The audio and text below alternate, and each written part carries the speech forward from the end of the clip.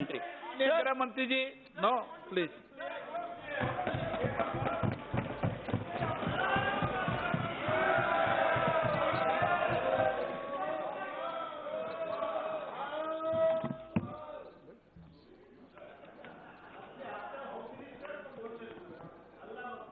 आप भी बोलने दो। माननीय अध्यक्ष जी, आज दिल्ली की कानून और व्यवस्था और नजदीक के भूतकाल में हुए कम्युनल राइट्स पर इस सदन ने एक लंबी चर्चा करी। कांग्रेस पक्ष के सदन के नेता श्री अधीर रंजन चौधरी जी ने इसकी शुरुआत की।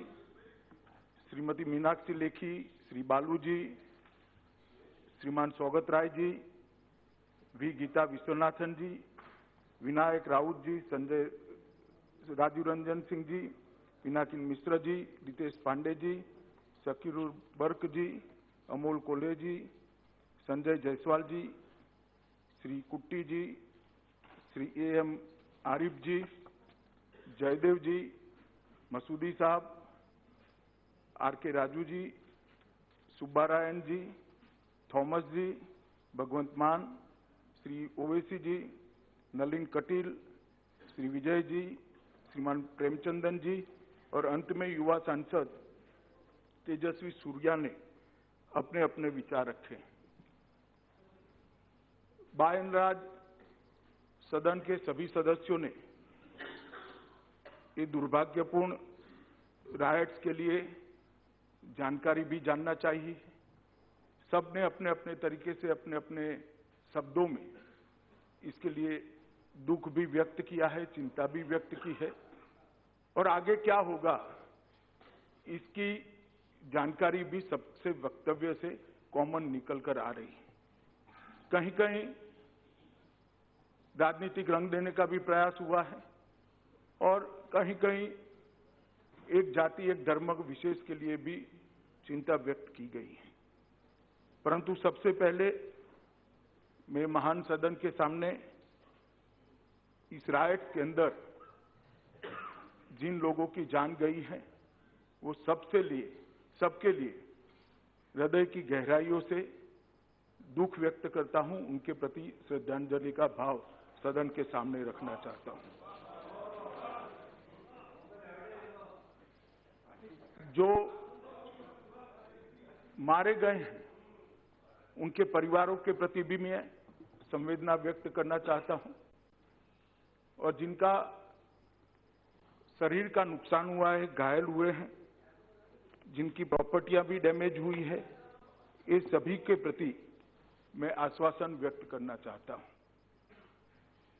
माननीय अध्यक्ष जी, कुछ चीजें ऐसी हैं शायद मैं आज की चर्चा में बोलना नहीं चाहता, परंतु विगत कुछ दिनों से जिस प्रकार से देश और दुनिया के सामने इस राइट्स को, इस दुर्भाग्यपूर्ण घटना को पेंट किया जा रहा है और आज भी सदन में जिस प्रकार से इसको रखने का प्रयास हुआ है, मैं बड़े संयम के साथ इसकी स्पष्टता जरूर करना चाहूंगा क्योंकि सदन के सारे सदस्यों के माध्यम से इस देश की जनता के पास और दुनिया के पास मीडिया के माध्यम से सच्चाई पहुंच पाए। माननीय अध्यक्ष जी, सबसे पहले अधीर रंजन जी ने कहा कि चर्चा में देरी क्यों हुई। माननीय अध्यक्ष जी, 25 तारीख रात को 11 बजे के बाद एक भी घटना राइटिंग की नहीं हुई। ये रिकॉर्ड की बात है। 25 तारीख रात को 11 बजे के बाद एक भी घटना राइटिंग की नहीं हुई। ये सदन हुआ, शुरू हुआ 2 तारीख को। 2 तारीख के बाद डिमांड आई कि चर्चा होनी चाहिए। दूसरे ही दिन हमने कहा कि हम चर्चा के लिए तैयार है, होली के बाद चर्चा करेंगे। होली के बाद क्यों चर्चा करना? क्योंकि होली एक ऐसा त्योहार है जिसमें फिर से भावनाएं भड़कने की संभावना रहती है। कई बार इस देश में अलग अलग प्रांतों में होली के समय दंगों का एक बहुत बड़ा इतिहास, और जब इतने सडन और इतने तेजी से स्प्रेड हुए दंगे हैं तो पुलिस को भी इसकी तह में जाने के लिए कुछ समय चाहिए, इसके कारण ढूंढने के लिए समय चाहिए, और वो सब सदन के अंदर रखने में सरलता है। और सबसे बड़ी बात, देश में और दिल्ली में शांति बनी रहे। यहाँ के भाषणों के कारण या तो मीडिया के कारण या तो फिर से बाहर कोई इस प्रकार का वातावरण न बने कि जिससे होली देश की शांतिपूर्ण न हो। सिर्फ और सिर्फ यही मकसद के लिए हमने कहा था कि 11 तारीख को सब मैं इनके भाषण माननीय प्लीज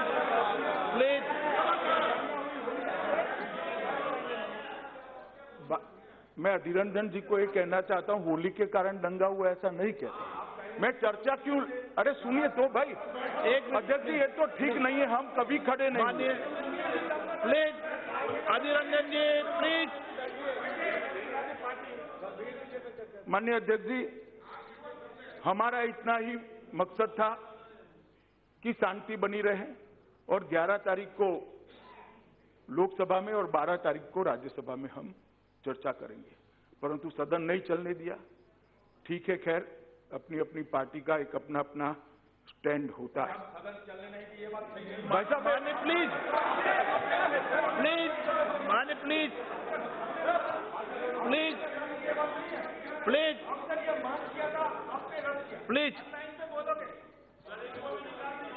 माननीय अध्यक्ष जी, मैंने सबका भाषण धैर्यपूर्वक गंभीरता से सुना है। मेरी आपसे प्रोटेक्शन की भी मांग है, आप मुझे संरक्षण दीजिए। सब मेरा भाषण भी जरा शांति से सुने, और सुनना चाहिए। माननीय अध्यक्ष जी, इसी के तहत आज अभी ये चर्चा हो रही है। अभी मैं सदन के सामने आया हूं, अधीर रंजन जी ने शुरू किया कि खून की होली अभी भी चल रही है। मैंने पहले ही स्पष्ट कर दिया कि 25 तारीख की रात को 11 बजे के बाद एक भी कम्युनल राइट की घटना नहीं। अरे माननीय सदस्य,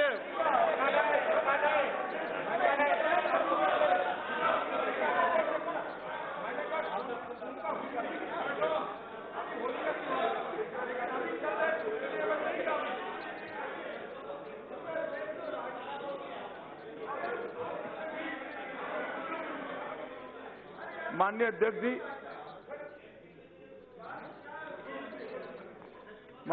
जी, काफी सारे सदस्यों ने एक सवाल उठाया कि दिल्ली पुलिस क्या कर रही थी। मैं थोड़ी वास्तविकता इस सदन के सामने रखना चाहता हूं। विपक्ष का यह दायित्व है इस सदन के अंदर कि सत्ता पक्ष और सत्ता पक्ष के अधीन विभागों की कड़ी आलोचना करे, कड़ी निगरानी रखे, और कहीं गलती होती है तो उसको सदन में भी उठाए, सदन के बाहर भी उठाए। मैं ये अधिकार से कोई आपत्ति नहीं करता, परंतु जब दंगों की बात हो, पुलिस मैदान में जूझ रही हो, पुलिस प्रयास कर रही हो, और पुलिस को आगे बढ़ भी इसका इन्वेस्टिगेशन कर ढंग से चीजों को, सत्य को कोर्ट के सामने रखना है, उस वक्त हमने वास्तविकता को समझना चाहिए।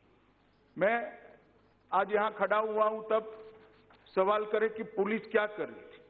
माननीय अध्यक्ष जी, दिल्ली की जनसंख्या 1.70 करोड़ है, 1.70 करोड़, और जहां दंगा हुआ वहां की आबादी 20 लाख।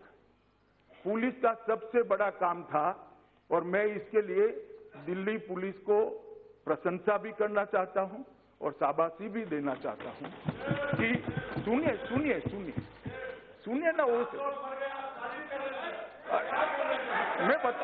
मेरी बात तो समाप्त होने दीजिए।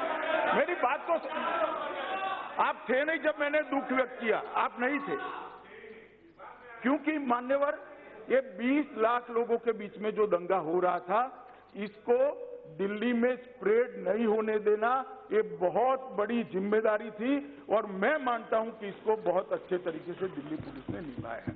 मैं 20 लाख लोगों पर भी बाद में आता हूं कि क्यों हुआ, कैसे हुआ और क्या तकलीफ थी, सारी बातों को बताऊंगा। परंतु ये हिंसा मान्यवर दिल्ली के 4% क्षेत्र और 13% आबादी तक सीमित रखने का काम दिल्ली पुलिस ने किया है। दिल्ली में कुल 203 पुलिस थाने हैं, उसमें से 12 थानों में हिंसा रुकी रही और भड़काने का प्रयास तो सब जगह हुआ था, परंतु ये 12 स्थानों तक हिंसा रुकी रही। मैं मानता हूं मान्यवर कि ये सबसे पहली जिम्मेदारी दिल्ली पुलिस के सर पर थी कि हिंसा को रोकना। दूसरा, समय सारणी। मान्यवर, लगभग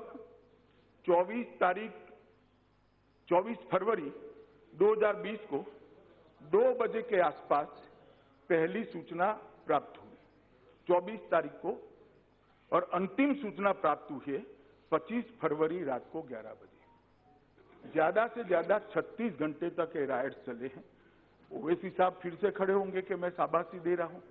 मैं शाबाशी नहीं दे रहा हूं, एक दूसरा पक्ष रख रहा हूं ओवैसी साहब कि इसको 36 घंटे में समेटने का काम दिल्ली पुलिस ने किया है और बहुत बड़ी स्प्रेड की संभावनाओं को जीरो करा है। मान्यवर, ये स्वीकारना पड़ेगा, ये मान्यवर ये स्वीकारना पड़ेगा। कुछ लोगों ने कहा माननीय प्लीज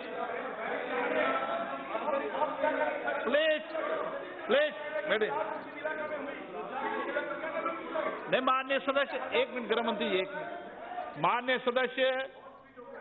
सदस्य प्लीज बैठिए, माननीय प्लीज बैठिए। जब सभी माननीय सदस्यों को पर्याप्त समय, पर्याप्त अवसर, पर्याप्त समय दिया गया था,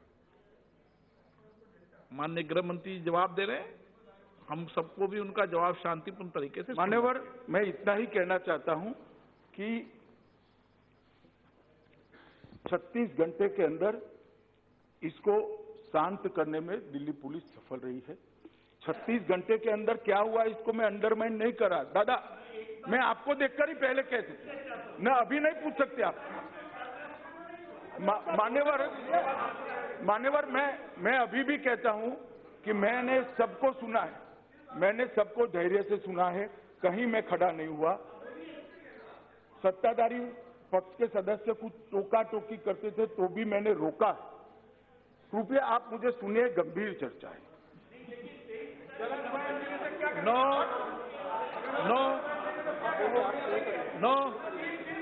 माननीय आप सदन के नेता हैं, प्लीज।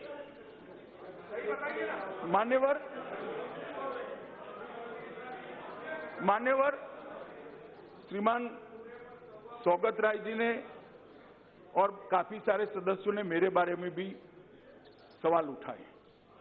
आपको मेरे बारे में सवाल उठने का अधिकार है और आप उठा सकते हो, परंतु तथ्यों के साथ तोड़फोड़ करने का किसी को अधिकार नहीं। उन्होंने कहा कि मैं वहां ट्रंप के कार्यक्रम में बैठा था। मान्यवर, श्रीमान ट्रंप का कार्यक्रम पहले से तय था, मेरी कॉन्स्टिट्यूएंसी में था, मेरा जाना भी पहले तय था, और मैं अगले दिन गया, उस वक्त कोई घटना नहीं थी। 2 बजे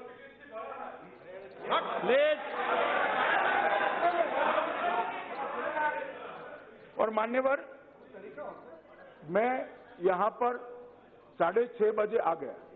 उन्होंने कहा कि ताजमहल गए, मैं कोई ताजमहल नहीं गया। दादा सुनिए ना, काफी सारे लोग बोले, मैं सीधा यहां आया हूं। उसके बाद दूसरे दिन राष्ट्रपति भवन पर श्रीमान ट्रंप की अगवानी हुई, मैं नहीं गया था। दोपहर को लंच हुआ, मैं नहीं गया। रात को डिनर हुआ, नहीं गया। डिनर में भी नहीं गया हूं। आप रिकॉर्ड चेक कर सकते हो दादा। पूरा समय मैं दिल्ली पुलिस के साथ बैठकर ये कैसे आगे न फैले और कैसे कंट्रोल हो, मान्यवर 24 तारीख की शाम को 7 बजे ही तो 2 बार अरे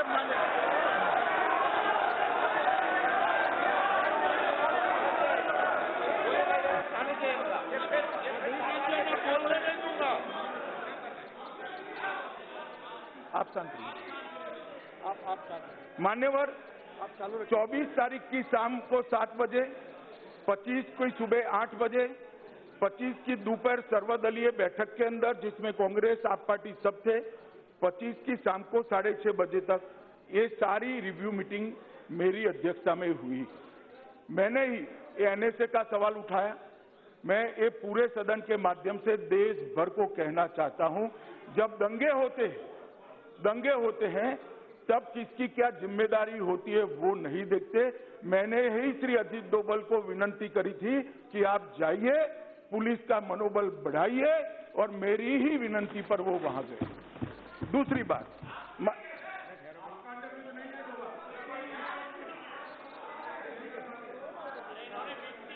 मान्यवर, मैं क्यों नहीं गया? इसलिए नहीं गया कि मेरे जाने से पुलिस मेरे पीछे लगती। पुलिस का काम उस वक्त दंगे को शांत करना था। मान्यवर, मैं आज इतना ही कहना चाहता हूं कि तुरंत ही स्पेशल सीपी अपॉइंट करे गए।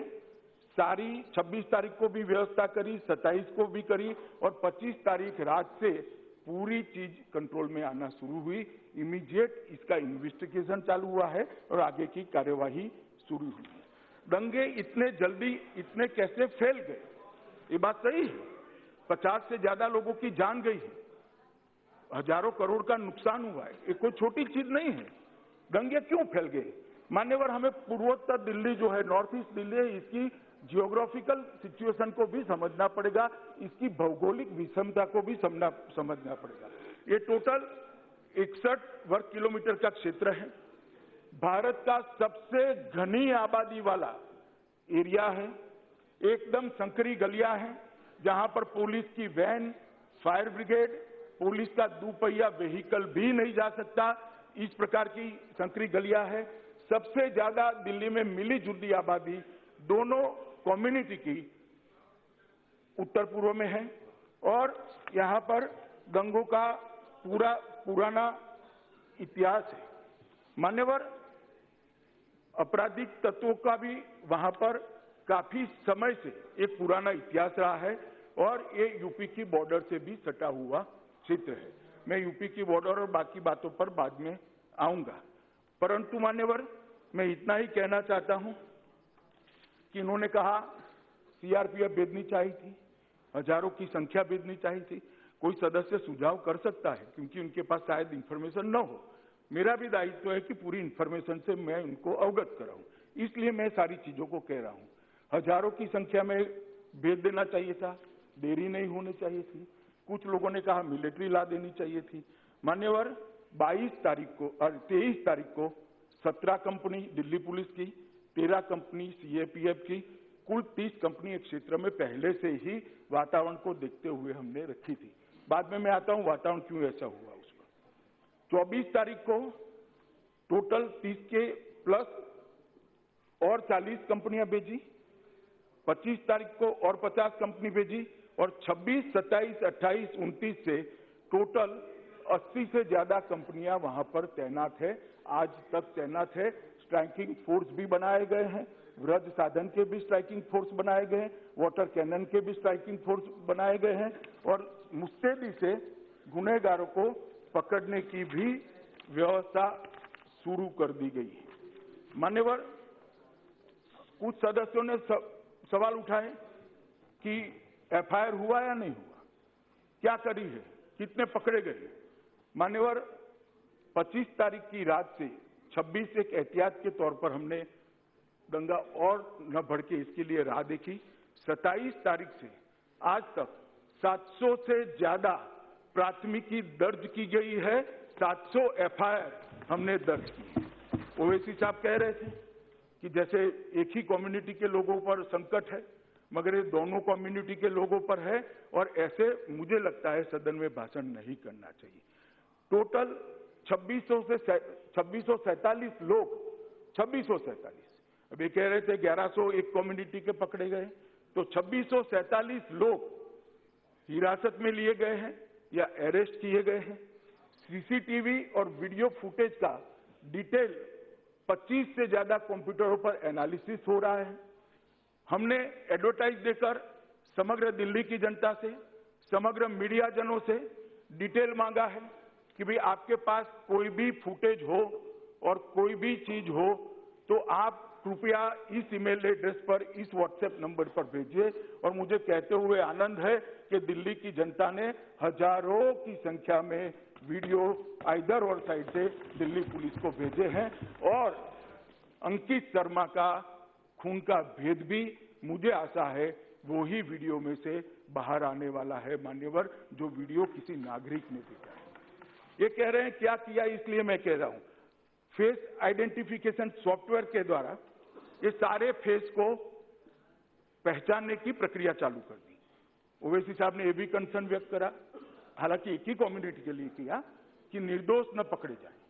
ओवैसी साहब, ये सॉफ्टवेयर है, वो धर्म नहीं देखता है, वो सॉफ्टवेयर है, वो कपड़े नहीं देखता है, वो सिर्फ और सिर्फ चेहरा और कृत्य देखता है और चेहरा और कृत्य देखकर उसको पकड़ा जाए। 1100 से ज्यादा मान्यवर वो सॉफ्टवेयर के अंदर हमने वोटर आईडी कार्ड का डेटा डाला है, ड्राइविंग लाइसेंस का डेटा डाला है और भी सरकारी डेटा जो था वो सारा अंदर डालने का काम किया है। इससे 1100 से ज्यादा लोग आइडेंटिफाई हो चुके हैं और मैं इसमें बताना चाहता हूं 300 से ज्यादा लोग यूपी से आकर यहां दंगा करने के लिए आए थे। वो यूपी से हमने जो डेटा चेहरों का मंगाया, इससे स्पष्ट साबित हो गया है, जो बताता है कि ये गहरी साजिश थी। क्योंकि अब मुझे बोलने दो ना। और 24 तारीख को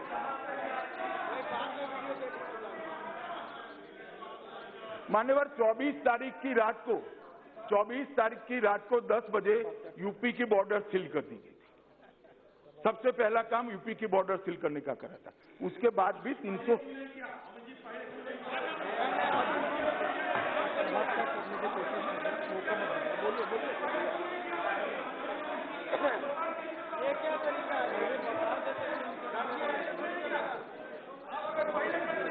आप वकील मत बनो इनके। माननीय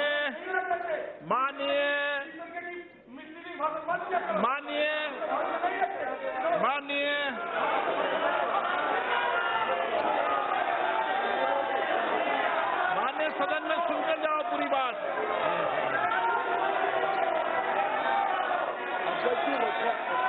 में बोलिए, मारे चट्टी शुरू से पहले रिकॉर्ड में बोलिए, बोलिए मान्यवर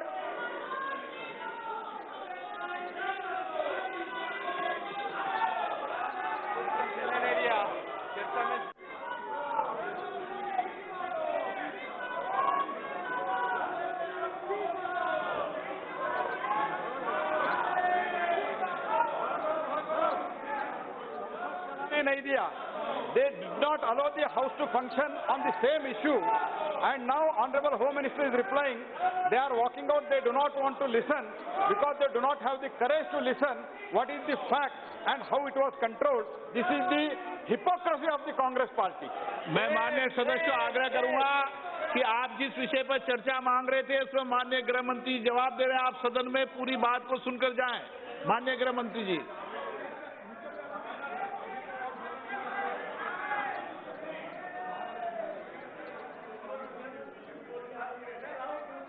ये सम्माननीय स्पीकर महोदय, ये परंपरा उचित नहीं है। इतने संवेदनशील विषय पर चर्चा मांगना, चर्चा के समय अपने मुद्दों को ठीक प्रकार से कहते हुए जो सरकार को कोसना है वो सब बातें कहना वो उनका अधिकार है। और जब सम्माननीय गृह मंत्री जवाब देने के लिए आते हैं तो उनका जवाब नहीं होने देना और कारण न होते हुए भी सभात्याग करके चले जाना, ये लोकतंत्र की अच्छी परंपरा नहीं है। इसका विरोध करना चाहिए। जब आप बात कहते हो तो दूसरे की बात भी सुननी चाहिए। ये लोकतंत्र का सही अर्थ में स्पिरिट है। ये बात ठीक नहीं है। कभी ना कभी आपने भी इसका कॉग्निजेंस लेके इन लोगों को इस बात को समझाना चाहिए। हाँ, मैं बोल रहा हूँ दादा, मैं बोल रहा हूँ मान्यवर। मैंने कहा फेस आइडेंटिफिकेशन के सॉफ्टवेयर के माध्यम से हमने 1100 से ज्यादा लोगों का फेस आइडेंटिफाई कर दिया है, उनकी पहचान कर ली गई है। 40 टीमें बनाई हैं, 40 टीमें जो इनको अरेस्ट करने की प्रक्रिया में आज दिन रात लगी है मान्यवर। इसलिए मैं इस सदन के माध्यम से दिल्ली की जनता और देश की जनता को आश्वस्त करना चाहता हूं कि नरेंद्र मोदी सरकार आइदर और साइड से किसी भी व्यक्ति को नहीं बख्शेगी जिसका इस दंगों के अंदर रोल, और साइंटिफिक एविडेंस के आधार पर हम एक पूरी कार्यवाही कर रहे हैं। साक्ष्यों के बयान दर्ज किए जा रहे हैं बयान भी वीडियोग्राफी के सामने दर्ज कर रहे हैं। पूरी चिंता हम कर रहे हैं कि किसी निर्दोष को कहीं पर भी कोई तकलीफ न हो। मान्यवर 2 SIT की टीमें बनाई हैं जो सीनियर मोस्ट पुलिस अफसरों की अध्यक्षता में बनी है, जो 49 के आसपास सीरियस टाइप के गुनाहों की जांच करेगी। मान्यवर 49 आर्म्स एक्ट के केसेस हमने रजिस्टर्ड किए हैं, 49 से ज्यादा, और लगभग 152 आर्म्स भी इतने कम समय में रिकवर करे हैं जो दंगे के अंदर उपयोग में आए। मान्यवर इन्होंने कहा शांति समिति की मीटिंगें बुलानी चाहिए, शांति समिति का गठन होना चाहिए। शांति समिति का मीटिंग 25 तारीख को शाम को 4 बजे से हमने शुरू कर दिया था और अब तक 650 से ज्यादा शांति समिति की मीटिंग तीनों हिंदू, सिख, मुसलमान, पारसी, ईसाई सभी कम्युनिटी के लोगों की हम कर चुके हैं। ये 40 टीमों का जो गठन किया है मान्यवर, इसके अलावे एक हमने कॉन्स्पिरेसी का भी केस दर्ज किया है, क्योंकि इतने कम समय में इतने दंगे स्प्रेड होना वो तभी संभव है जब कोई पूर्व नियोजित षड्यंत्र हो। इसकी संभावनाओं को जांच करने के लिए हमने कॉन्स्पिरेसी का भी केस दर्ज किया है मान्यवर, इस पर मैं बाद में आऊंगा। मान्यवर, हमने दिल्ली के अंदर फरवरी के बाद, जनवरी के बाद कितनी राशि हवाला से आई है, बाहर से आई है, ऐसी कामों में लिप्त संस्थाओं की ओर से आई है, इसका पूरा इंफॉर्मेशन हमने सरकारी एजेंसियों के साथ खंगाला है। हम नतीजे पर भी पहुंचे हैं, मगर क्योंकि अभी प्रीमेच्योर है, मैं सदन के सामने इतना कहना नहीं चाहता, परंतु इतना कहना चाहता हूं कि इनमें से 3 लोग जो दिल्ली दंगों का फाइनेंस करने वाले थे, उनको दिल्ली पुलिस ने अरेस्ट कर चुका है और उनके पास से जो इंफॉर्मेशन आएगी वो उसकी जांच आगे जाएगी। मान्यवर, IS से जुड़े हुए 2 व्यक्तियों की गिरफ्तारी करी है, एक को हिरासत में लिया है, जो सोशल मीडिया के माध्यम से विदेश से आए हुए फुटेजों को गलत तरीके से लोगों के बीच में ले जाते थे, और दंगों से जुड़े 10 महत्वपूर्ण मामले हैं, उसको एक वरिष्ठ अधिकारियों की और टीम बनाकर मान्यवर हम जांच कर रहे हैं। मैं फिर से एक बार सदन के सभी सदस्यों को और सदन के माध्यम से दिल्ली की जनता को विशेषकर और देश की जनता को कहना चाहता हूं कि जिन्होंने भी दंगा करने की हिमाकत की है, वो कानून की गिरफ्त से इधर उधर 1 इंच भी भाग नहीं पाएंगे।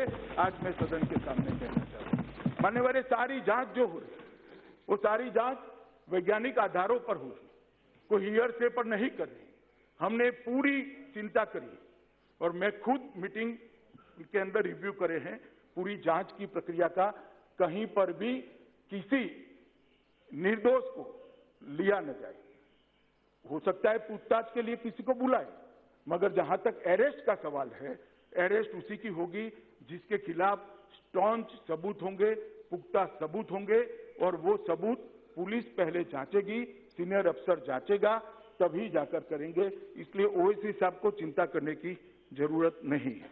मान्यवर, मैं ये दंगों के पृष्ठभूमि में भी जरूर जानना चाहूंगा। मान्यवर, ये दंगों की पृष्ठभूमि क्या है? जब से इस सदन ने, और ये सदन कोई एक पार्टी का नहीं है मान्यवर, कोई एक दल का नहीं है, सभी दल के लोग बैठते हैं, और हमने आंध्र के विभाजन की तरह सीए बिल पास नहीं किया था, दरवाजा बंद कर कर, टिंगा टोली कर कर, सांसदों को बाहर फेंक देकर, इस प्रकार से हमने ये बिल पास नहीं किया था। हमने पूरी लोकतांत्रिक तरीके से चर्चा कर कर धैर्यपूर्वक मैंने सबको सुना है, जिनको सुना है इसके जवाब भी दिया है, और उसके बाद मतदान कर कर इस महान संस्था के दोनों सदनों ने सीए के बिल को पारित किया।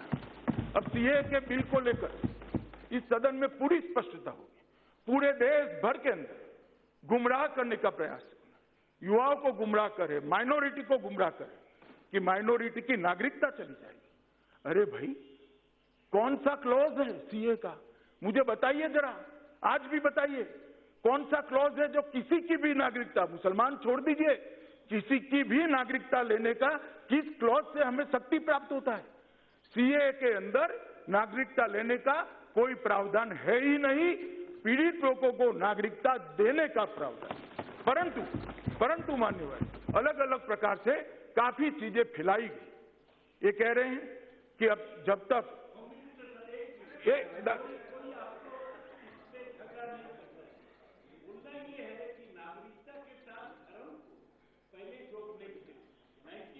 मैं उसका भी कहता हूं,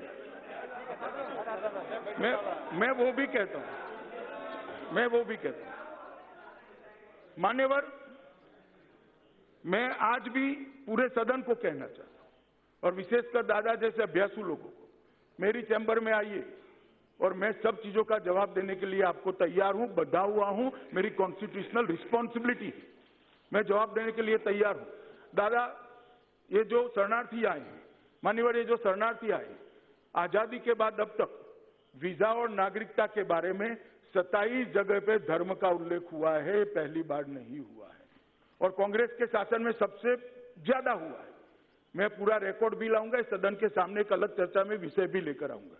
और एक बात आई कि कोई कानून ऐसा नहीं जो धर्म के आधार पर हो। 25 कानून तो मैं जानता हूं। मुस्लिम पर्सनल लॉ क्या है साहब? क्या है? धर्म के आधार पर बना हुआ कानून है। कैसे आप कह सकते हो धर्म के आधार पर पहली बार कानून बना? 25 कानून मैं बता सकता हूं और मान्यवर कहे तो मैं सदन के रिकॉर्ड पर भी रख दूं। हाँ तो मैं कल रखूंगा रिकॉर्ड पर, ढेर सारे कानून हैं, मगर बाद में बोलना बंद कर दीजिएगा। कानून तो मैं वहां से लाऊंगा। मान्यवर एक बात नहीं, सिटीजनशिप की बात नहीं, मैं मान्यवर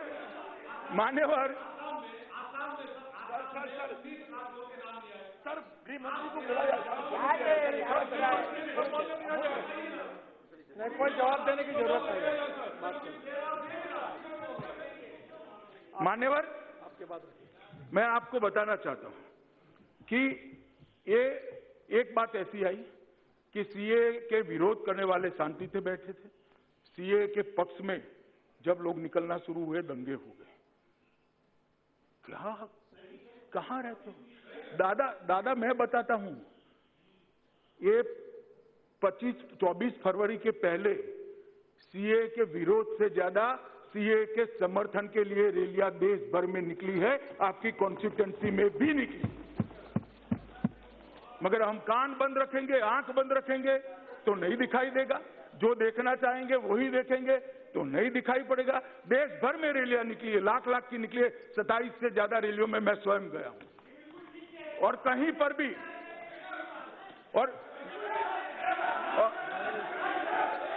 और साहब दानिश जी मैं आप पर भी आता हूं, जरा धैर्य रखें। मान्यवर ये भ्रम फैलाया जा रहा है कि प्रो सीए वाले लोग निकले इसलिए हुआ, ढेर सारे निकले थे। अब क्यों हुआ इस पर मैं आना चाहता हूं। मैंने ये समझने जैसी बात है। 14 दिसंबर को रामलीला मैदान में एक पार्टी बड़ी रैली करती है, एंटी सीए रैली। रैली में पार्टी के अध्यक्ष महोदय भाषण करते हैं कि घर के बाहर निकलो, आर पार की लड़ाई निकलो, अस्तित्व का सवाल है। इसके बाद उनके एक वरिष्ठ नेता भाषण करते हैं, अभी नहीं निकलोगे तो कायर कहलाए जाओगे।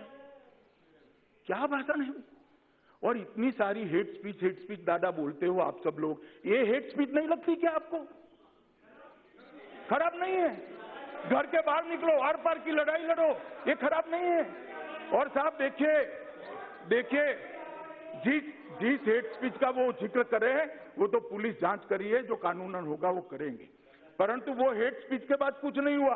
ये 14 दिसंबर की रैली के बाद 16 दिसंबर को शाहीन बाग का धरना शुरू हो गया और वहीं से ये चीज की मान्यवर शुरुआत हुई।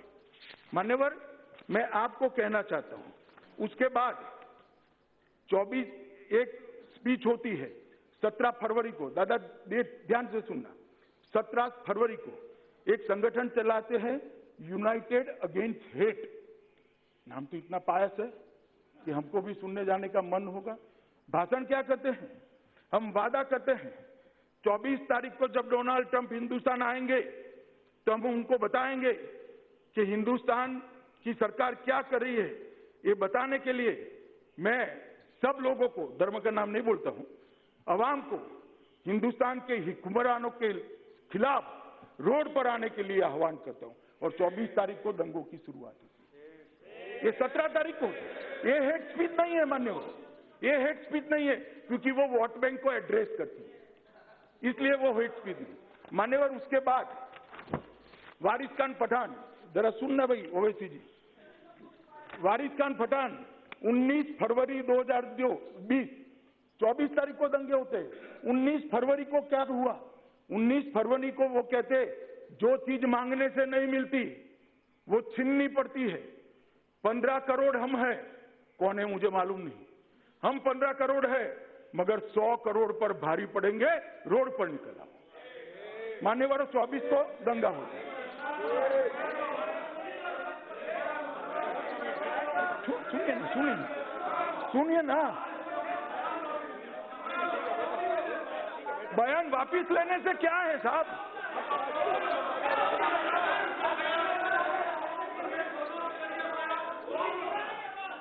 एक सेकंड, बैठ जाइए।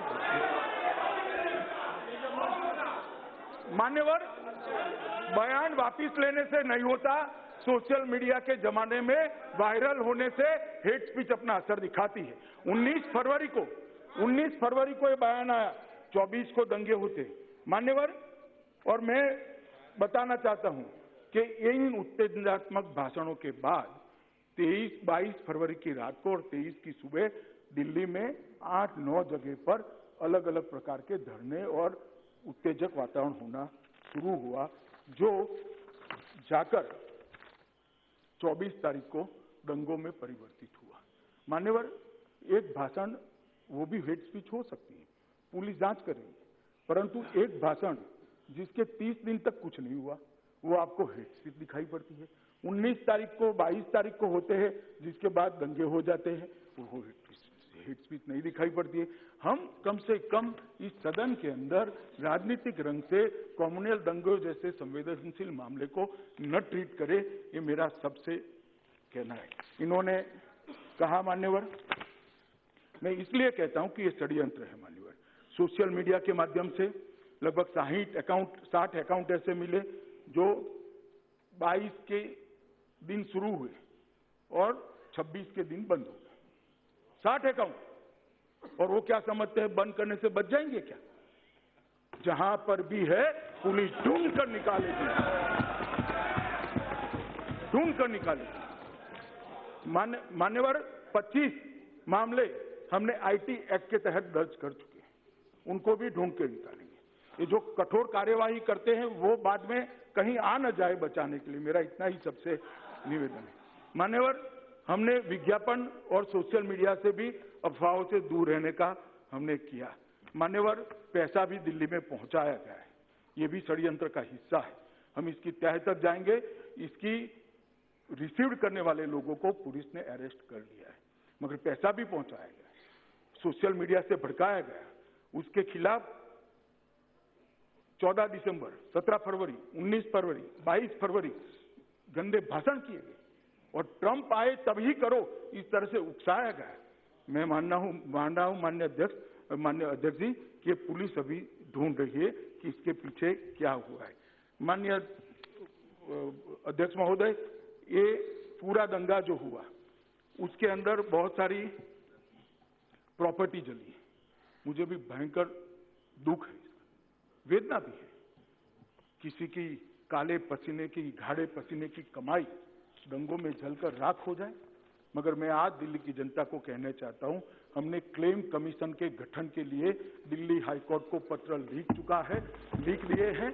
वीडियोग्राफी के आधार पर जिन्होंने दुकान जलाई है, जिन्होंने व्हीकल जलाए हैं, जिन्होंने सार्वजनिक संपत्तियां जलाई है, वो सारे लोगों को पकड़कर उनका सारा संपत्ति इन लोगों को बख्शा नहीं जाएगा। नहीं, ये मैंने बैठ जाए बालू जी, मैं बताता हूँ, आपने शायद वो ट्रांसलेशन नहीं लगाया है।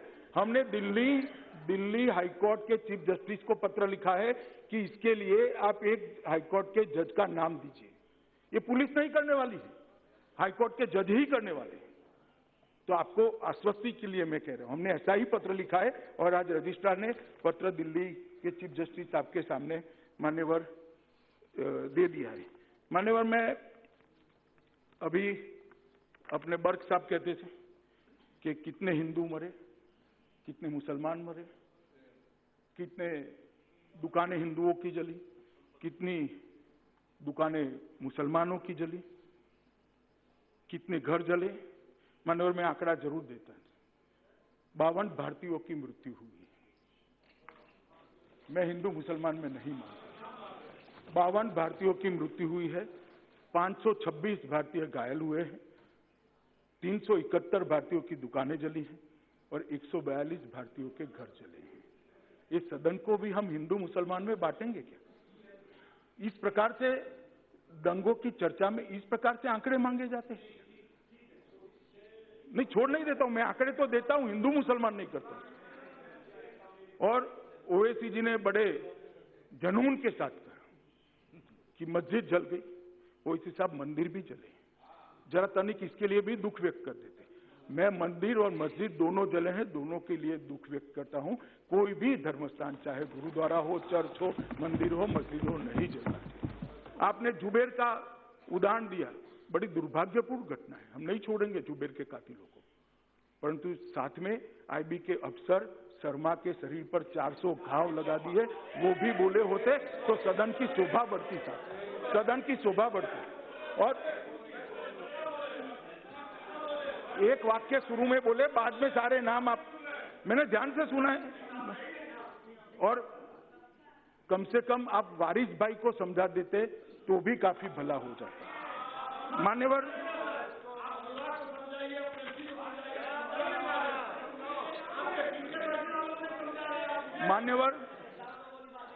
दंगों का इतिहास,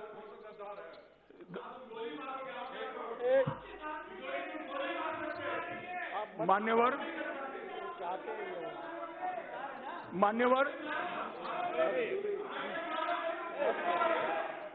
आपका भाषण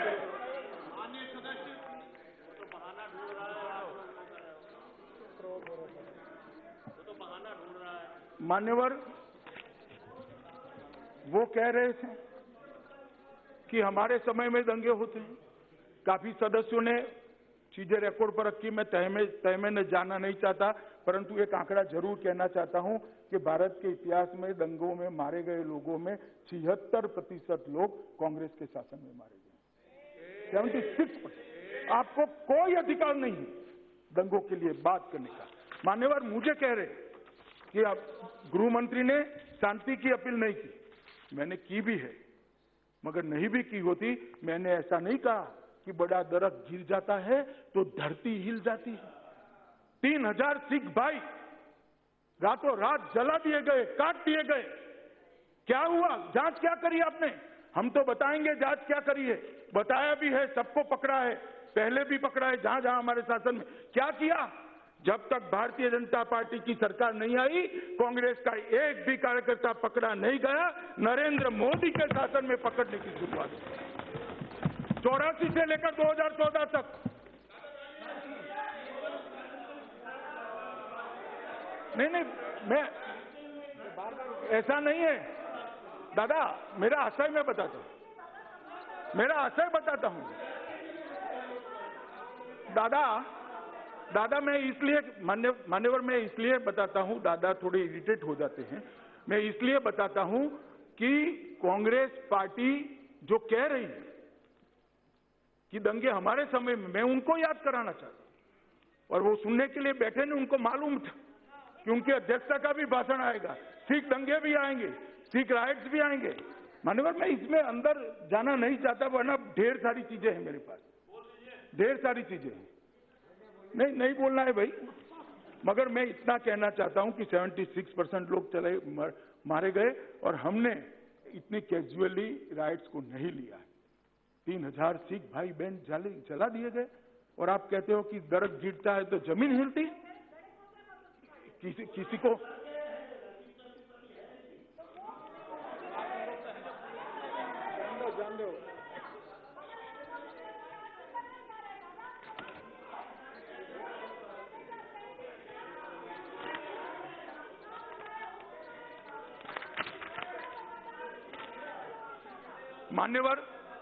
मान्यवर, मैं इतना ही कहना चाहता हूं कि दंगा किसी को अच्छा नहीं लगता है, दंगे किसी भी शासन में होने नहीं चाहिए, मगर एक सोची समझी षड्यंत्र के तहत ये अटेम्प्ट हुआ है, ऐसा मेरा प्राइमा फेसी मानना है।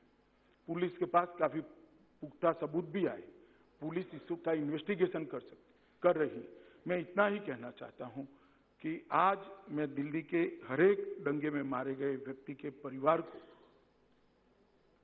दुख तो व्यक्त करता हूं, मगर उनको आश्वस्त भी करता हूं कि आपके परिवारजनों की जिन्होंने जान ली है वो कोई बख्शा नहीं जाएगा, चाहे किसी भी धर्म का हो, चाहे किसी भी जाति का हो, किसी भी पार्टी का हो, कोई बख्शा नहीं। और ये दंगे पूरे देश के लिए एक सबक बने कि दंगा करने वालों को कैसा अंजाम होता है। इतनी कठोरता के साथ दिल्ली पुलिस कार्यवाही करेगी, मैं पूरे सदन को आश्वस्त करता हूं।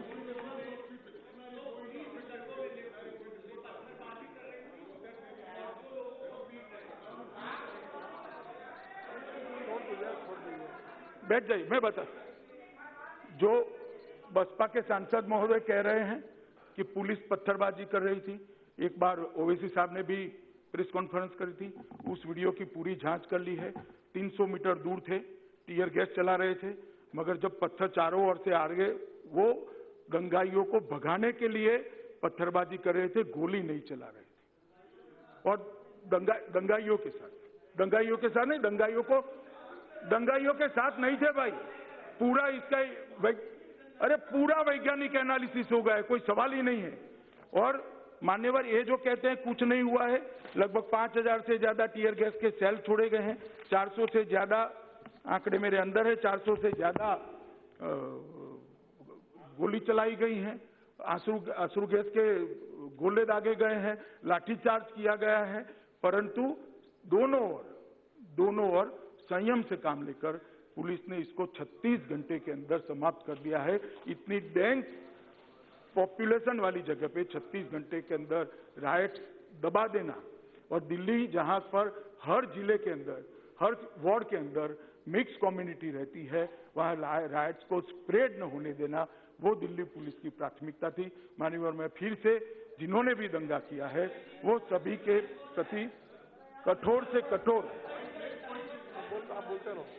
से कठोर कार्यवाही का देश की जनता को आश्वासन देकर मेरी बात को समाप्त करता हूं। भारत माता की।